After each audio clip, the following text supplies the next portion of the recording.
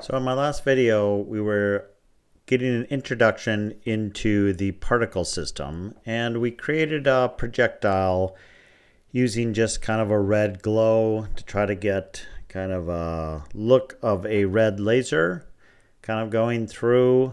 And it was okay, and we got through the basics.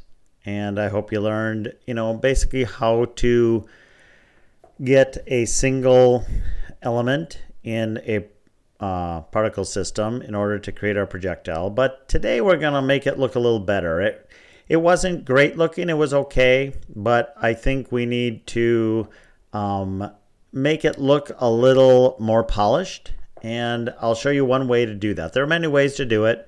So in this video, we're going to be talking about using masks to get a better effect to what we're really looking for. And I wasn't happy with the trail. It was a little too bright, and I couldn't really get it as narrow as I wanted. And the projectile was a little bright, and I wanted to be able to control exactly what it looked like. And we can do that through masks. And so the first thing we're going to do is go into Blender. And here is a modified and made a little bit different projectile than I was showing in the last video. And then this one, I basically created a cylinder with 8 sides, and I extruded it and then scaled it down to 0 at the ends. And then what I'm going to do is I'm going to create a very specific UV map. And if I am in here, you'll see I'm in UV view, and I'm going to create a UV map. And when I go to unwrap, I have a lot of different choices. And the one I chose in this case was cube projection. So here I selected this cube projection in order to get this this UV map that I wanted. It's a very simple one. Shows the points the way I want. And before I did that, I marked a seam. So I did a seam. I selected these edges. And after selecting the edges, I simply said mark seam. I don't have the edges selected. But I said mark seam in order to get the correct UV map that I wanted. And then what I did is I went up to this UV and I said export UV layout. So this is one way in order to draw a mask that's going to map correctly to your projectile. So when I said export, it's just going to export it to a PNG. And then once it's exported as a PNG, you can open it. You can open that PNG in any of your favorite editors. I happen to use Inkscape quite a bit. And here's one I made for the trail, but I had opened up my PNG in Inkscape, and I drew just some basic polygons on top of that, and then I saved that out as a separate PNG. And then what I did is I brought it into, once it was saved, I dragged and dropped it into my images, and here's the cylindrical mask that I made. You'll notice that I made a solid white rectangle right on top of the point, and then I made 2 rectangles that kind of faded off. I like Inkscape because you can blur and you can get some fuzzy edges to make some soft edges on the mask. And what the mask is going to do is it's only going to show through the image where it's white. And anywhere that it is transparent, in this case, it is not going to show anything. It's going to be fully transparent. But it's only transparent if we set up the material correctly. So there's a couple things we need to do. One, you'll notice when I selected this cylindrical mask over here, you can see the texture type comes in to be default. You want to change it to Sprite 2D and UI in order to make it transparent. You need to save it as a PNG because PNGs have transparencies into them. JPEGs do not, BMPs do not, but PNGs do. So make sure to save it as a PNG. And then once I have my mask, I can create a material. So you'll show I have this red glow projectile, and what I did is I dragged and dropped my mask onto this base map little square. You'll see it appears right there. So what I've done is I've created a material, and the material needs to be this universal pipeline particle lit. So when you look down at your list of these are our shaders. Remember, we made shaders, but there's a lot of built-in shaders, and this shader happens to have the ability to do a mask. And I just selected that, and I went into particles, and I selected particles lit in order to get that selected. Then my surface type, I wanted to be transparent versus opaque. Collapse that guy. And then I want my blending mode to be alpha, blend render face to be front, which I think are the defaults. And then what you get when you use that material, so I look at my laser projectile, I use that material, and if you remember and you went through my last video, you went to the render, we'll open the prefab, select my particle system, go down to render, and I use my material to be red glow projectile. And you can see, looking at our object, see only where my mask was white is my red glowing showing through, and everywhere else you'll see is transparent or clear. And in this way I can control exactly what my projectile looks like simply from drawing a black and white mask image and mapping it correctly to my projectile mesh. So you'll see I've achieved a little bit different look. It's going to be bright at the beginning, at the tip, and then it's going to fade a little less bright as it goes to the back.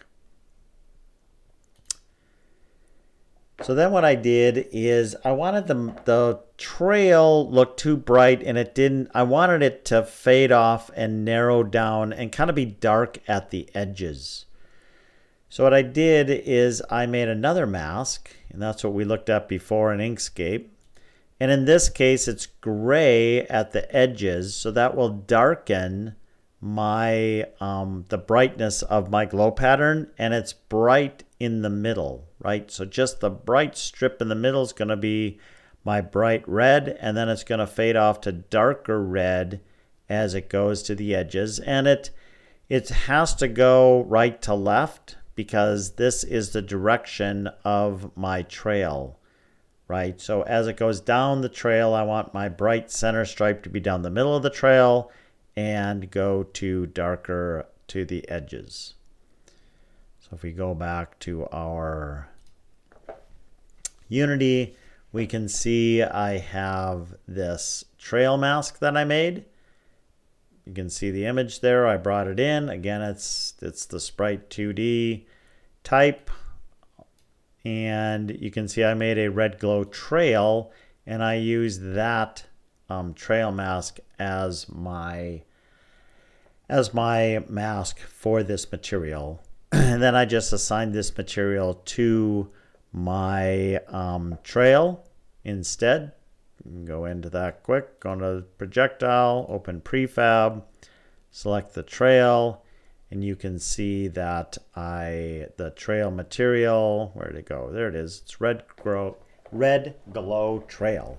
And I made my trail a little wider because now my mask is helping me make the trail a little narrower. Because again, since it's darker on the edge, it just won't look so fat. Because only the very center of it will be that bright red because of the mask that I used. So I will drag over. I gotta run it. Let's run our application here. And I got my game on my other monitor. We'll drag it over here so you can see it full screen. And I will hit the space bar. I got it going pretty slow so we can see it. So now you'll see the projectile. There's a gap between the projectile and the trail. And you can see my trail is looking better. It's looking more like I wanted it. It's not as bright, and it narrows down very nicely. It doesn't break up like it did before. In order to make it, we had to make it too thin before as the width of the trail, whereas now the thinness is somewhat generated from using my mask. So this is looking kind of more like I thought, right? The projectile is brighter, the trail's a little darker, and it's looking much better simply through using that mask.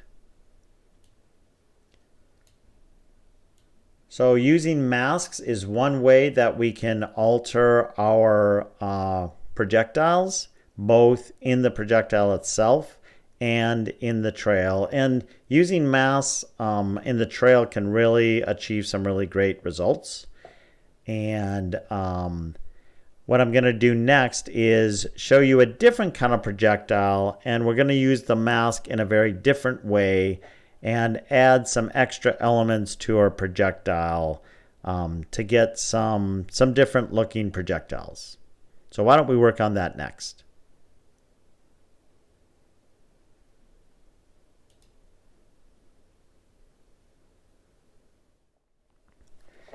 So now that we've got our projectile looking a little better through masks, let's make a little different looking projectile.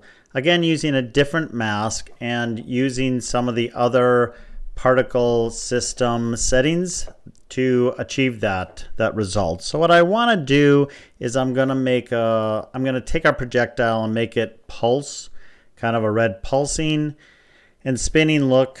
And what I'm going to do is I'm going to make a different mask, and I'm going to take our same projectile, do a different UV mapping in order to map that mask onto a different UV map.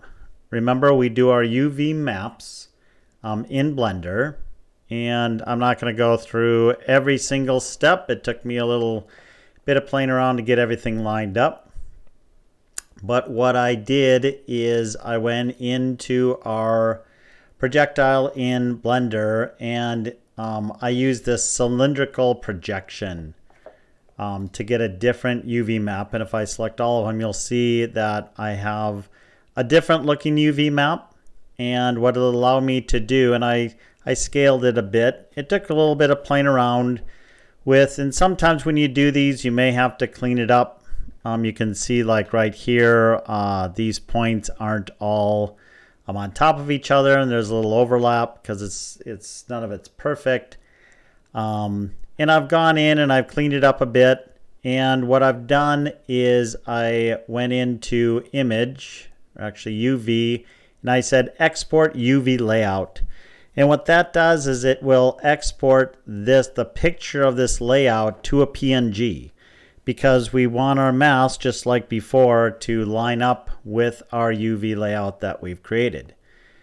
So I brought it into our Inkscape. Again, I use Inkscape quite a bit. It's nice for doing things like this. I brought in the background as a PNG, and then I essentially overlaid it with another object, in this case our white object. And what I've done is I've made it be like a stripe down the length of our projectile. And I've darkened up. This background will also be exported. It's important that when you save this PNG, it's the exact same ratio, width and height, as your UV map, because it's going to map the image onto your UVs in the exact width and height ratio that the UV map exists in. So it's important that we say both of these. We could remove this as long as the resulting PNG includes that same width and height of our whole UV map. So that's important. It can take a little bit of fiddling around with, and I'm not showing all the steps because it took me about 20 minutes just to get it kind of lined up right. Then I exported this as my PNG. And if we look at our Unity, what I did is I brought it into Unity right here, our pulse cylinder overlay. As you can see, here it is. You can see our white stripe, which will again show up bright red. Then what I did is I made another material. I copied our red glow projectile material, and I created this red glow pulse projectile material.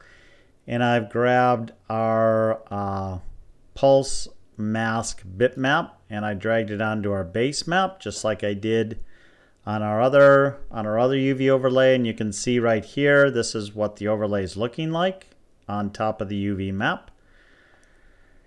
And then went in, made another projectile. I copied our laser projectile because I wanted everything about it except I wanted to modify a couple things.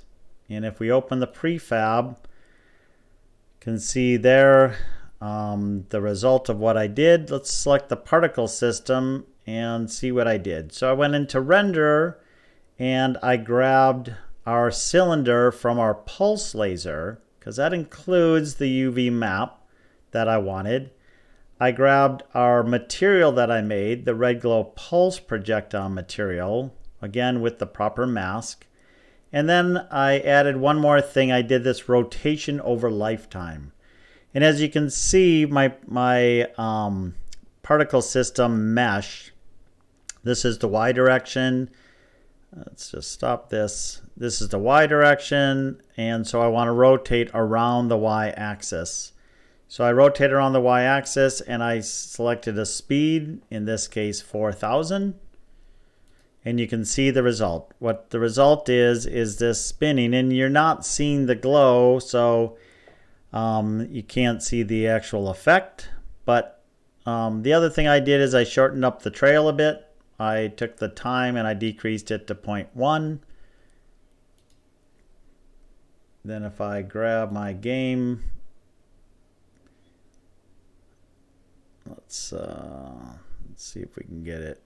Nope, it's going to want to snap it. That's fine. Let's make it a little bigger so we can see the result.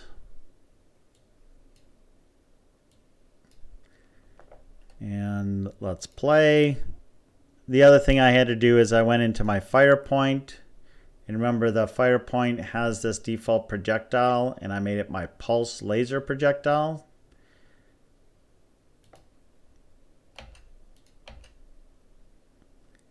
And you can see the result. The result is that we can see our projectile now kind of pulses, right, as it moves with a little shorter trail. So it gives a little different look.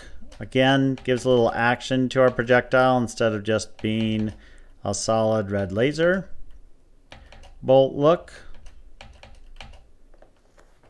So you can see with mass you can achieve some different looking projectiles, playing around with some of the other things like rotation that give it a little different look. So now I'm thinking of using a mask in a different way and combining some colors and maybe making our own shader in order to get some better different looks to our projectiles. So let's work on that next.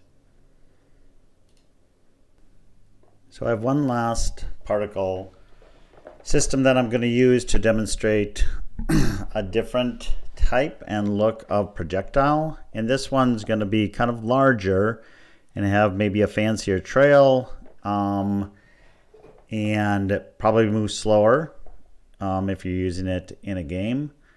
And so what I've done is it took me quite a while to kind of play around with various options in order to get something that looks good. There's lots of different variables that you can play around with. So what I'm going to do is I'm going to show what I've done.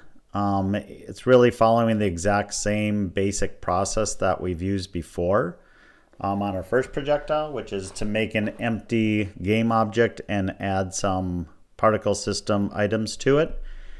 So this is the projectile that I've made. I called it spinning. And I've done something a little bit different. And if we open the prefab here, we'll kind of see what I've done. So what you see here selected is the empty object. This is just an empty game object.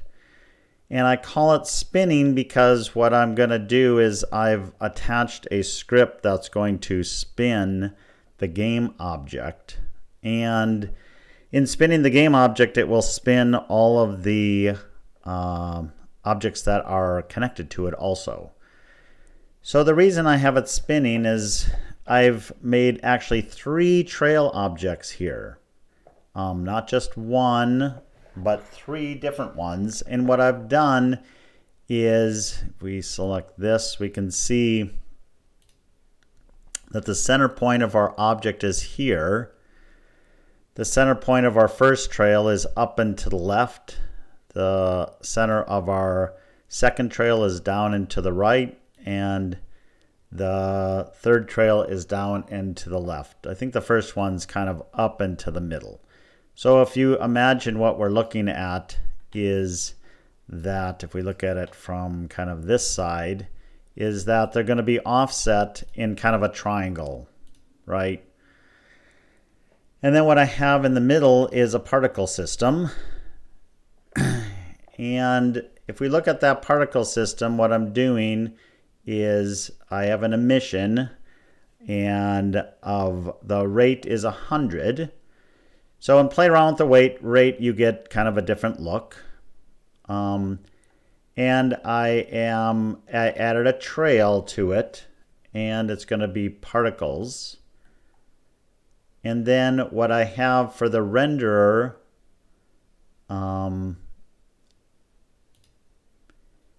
is my red glow particle is going to be my material. And really, they're very, very, very small. You really don't see the particles coming out. Really what you're seeing is the trail coming out.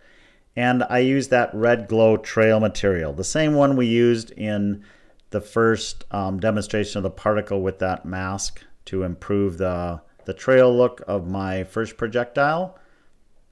And so what you will get is a little red trail for each particle that's emitted. And we'll kind of see what that looks like once we get to looking at what it looks like all put together. And then what I've done is I also added this sphere. And what I've used for the sphere is our material. If you watched my other videos on the shaders, I had made a shader that had a kind of a transparent force field look with sparkles in it. And in that case, the sparkles were pretty small. And in my case, what I've done is I've used this Shader Effect 2 material. And what I've done is I've made the color kind of orange and the highlights red. And you can see them. If we select the sphere, we can see the patches kind of appearing. And if you watch that video, you'd know kind of what it looks like, which there's various highlight patches, and the color is an HDR color, which means that I can make it bright and give off a glow. And so what we're going to have is, as this spins around, because this is going to spin around, it's at the center of our game object. Actually, it's a little offset, but it's going to spin around, and our kind of highlights, our glowing highlights, are going to spin with it to give kind of a little pulsing glow effect that gives some action to our projectile as it moves. And if we look at the game object, we have this spinning script. And I have, as part of the spinning script, a spin rate. How fast does it spin around? And right now it's a fairly low spin rate, but we'll see what happens when we change the spin rate to see how it all comes together. And what's going to happen is, as that spins, our trails are going to spin, right? Our 3 trails are going to spin around the center point in the z-axis of our projectile. So as it moves forward, it'll leave a spinning trail behind it. That's the idea of these 3 trails. So, and if we take a quick look, we can Take a quick look at the script. It's very, very simple, very small. We have our spin rate serialized field here, defaulted to 0.1. And then every time it updates, if our current time that we're incrementing is greater than our spin rate, it will actually rotate our game object by 10 degrees. So the faster the spin rate, the faster it spins. Well, the lower this number, the slower it spins. The higher this number, the faster it spins. So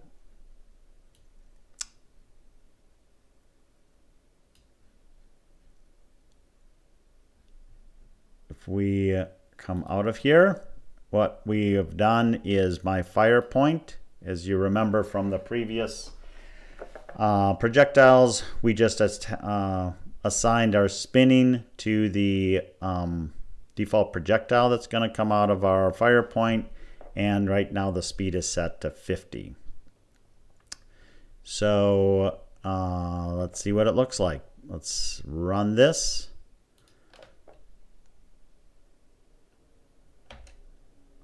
And what we see is we see our sphere is actually kind of wobbling because it's not centered on the game object centered as it spins, which kind of gives a good look. We can see our, let's just slow this down a bit. Let's make it 5 so we can see it a little better. Oops, I have to set this back to 5. So we can see is we're seeing an overlap of our trails coming back, but we can see how our little spikies, it looks like little spikes coming out as our trails, which is kind of what I wanted. Obviously you can play around with the number of those to get a different look. If it's too high, it'll just look like a big red blob. And remember our trail distance. So right now, if we take a look, the other thing that I played around with is the time of our, how long our trails live, right? So the first one is 0.3 seconds, the second one is 0.5 seconds, and the third one is 1 second. So the third one is going to stay alive a lot longer. The first one is going to die out. It's going to be shorter. The second one's a little longer. The third one is the longest. So we'll get a trailing one trail kind of sticking out at the very end. And obviously these are times. So our trails got shorter when I slowed down my projectile because the trail stays alive for a certain length of time. And the faster it goes, the longer the trail gets because it's moving forward a lot faster, and so the time is going to make it longer. So obviously you can tweak these to get a different look. We can change our spin rate. Say if we come in here and we change our spin rate from 0.01 to 1, and let's go to our fire point. Okay, it's still 50. We can see what we get. You can see it's a lot slower, and we don't really get any spin at all. Gives a different look, right? It's more of a streaking look, right? But not really what we want. So let's see if we crank it up even faster. Let's make the spin rate 0.001. Well, now you can't even, it's spinning so fast that we don't even get our spin look. It's a different look.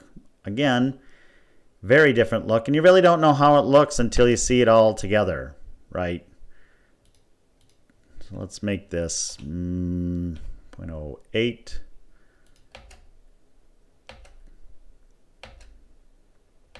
So yeah, no, I like that look. I like the fact that the trails kind of, the shorter and longer, I've played around with the trails being the same length, but I like that last one kind of extending out. And I think also the adjusting the material and how big and fast those sparkles are will change kind of the look of the bright part.